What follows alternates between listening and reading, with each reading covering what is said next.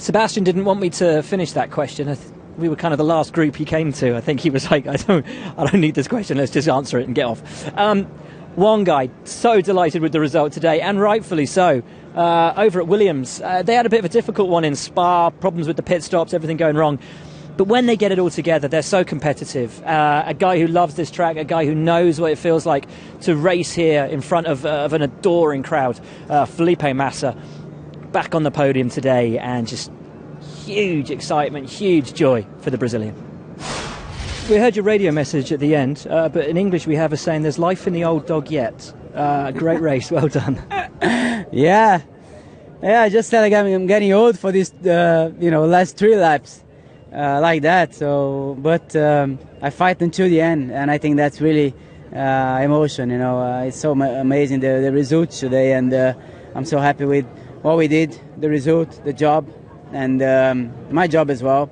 I stopped a little bit earlier than Valtteri, and at the end he had better tires, and maybe I didn't have a good tires at the end, but I tried to fight until the end, and I think that's what it counts, and I'm so happy, and really amazing to be on this podium. I think it's really inside the blood. You didn't have the tyres, but you had the crowd. How much did you feel them dragging you, pulling you down every straight? A lot. I'm sure the crowd was a lot pushing my car, and they push, and it helps. And I was just praying and asking, please help me to stay in this position, and everything worked pretty well. It was a great race. Many congratulations. Thank you. This is what the paddock looks like at the end of the Grand Prix. This classic, beautiful track here, litter all over the place. It's like when you go to a theatre, really nice theatre, and someone's put chewing gum on the bottom of the seat. It's not right. Get some manners. Force India. Really good race today, both drivers in the points. The low downforce, high-speed track, Spa, Monza, really suited the guys, really suited the second iteration of their 2015 car. Hulkenberg not overly happy though. He made a change in direction, was set up from Friday into Saturday that kind of kept him on the back foot all the way through the weekend. Perez though just seems to be going from strength to strength. Massively happy after Spa, massively happy today, and for all you fans of that crazy bedraggled hobo look he's rocking at the moment, some beard news going into Singapore as well. Yeah, it was good fun, to be honest. After the first lap I had a good gap behind, 3 seconds, 4 seconds. And I had more or less a good gap in front. So the Williams were too quick for us, and also the Mercedes. So yeah, very, very happy and satisfied with the performance shown today. I had a very good rhythm, very good deck, and I'm happy. I finished 20 seconds ahead of my teammates, so I'm pleased with that. Monza's got a lot of similarities to the Mexico track. Must give you some optimism going to. I know it's a while to your home race, but they're not that dissimilar. Yeah, exactly. So I hope we can be strong in Mexico, which will be my most important weekend of the season. First though, it's Singapore, hottest race of the year. You keeping the beard? That must be getting warm. No, it will be too warm for Singapore, so it has to go off. There was, of course, a second Mercedes in the race today, that of Nico Rosberg. Now, Nico had his new 2016 engine in at the start of the weekend, but an issue with that after practice on Saturday morning meant he had to revert back to the 2015 spec engine. It wasn't actually an issue with the 2016 engine itself. What happened was there was a leak in the cooling system, and coolant got into the 2016 internal combustion engine. It was a component of the 2015 power unit that failed, not the 2016, just to be sure. I know it sounds complicated, but that's what happened. Rosberg said after qualifying, look, I'm worried about the race because this power unit that I've got in now is the one from Spa. It's already done 5 or 6 races, and I'm kind of concerned it's not going to make the end of the Grand Prix. Sure enough, flames out the back of the car. Nico Rosberg did not see the checkered flag here in Italy. Here's his thoughts at the end of a very disappointing afternoon for the German.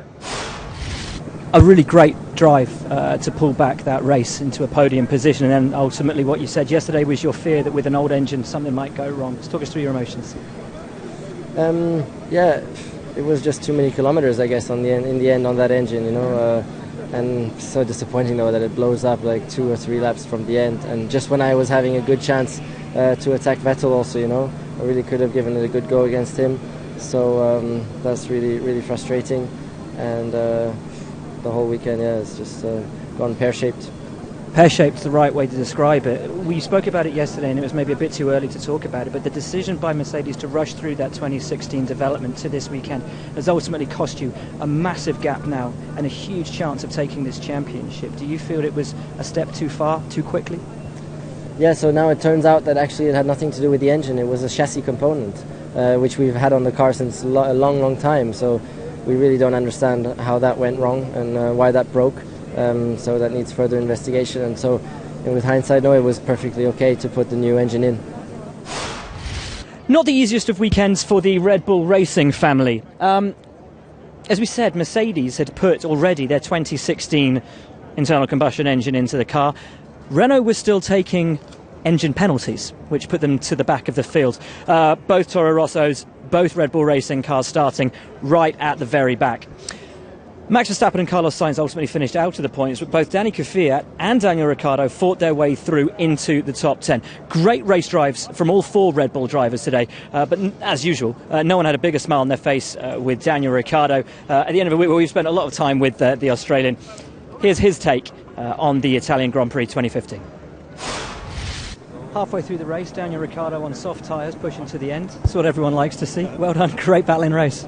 Yeah, it was a little bit like last year in a way. We had really good pace at the end and able to go a bit longer on that first stint, which helped. So really happy. We just managed the tyres and then were able to attack. So that was really good. Got Ericsson on the last corner, so I'm sure he's not pleased, but it made my race a little bit sweeter, and we got the top 8 we wanted. I mean, these weekends are always going to be difficult when you're starting with engine penalties, but how much enjoyment do you and the team get from pulling off these kind of results after such kind of difficulty coming in?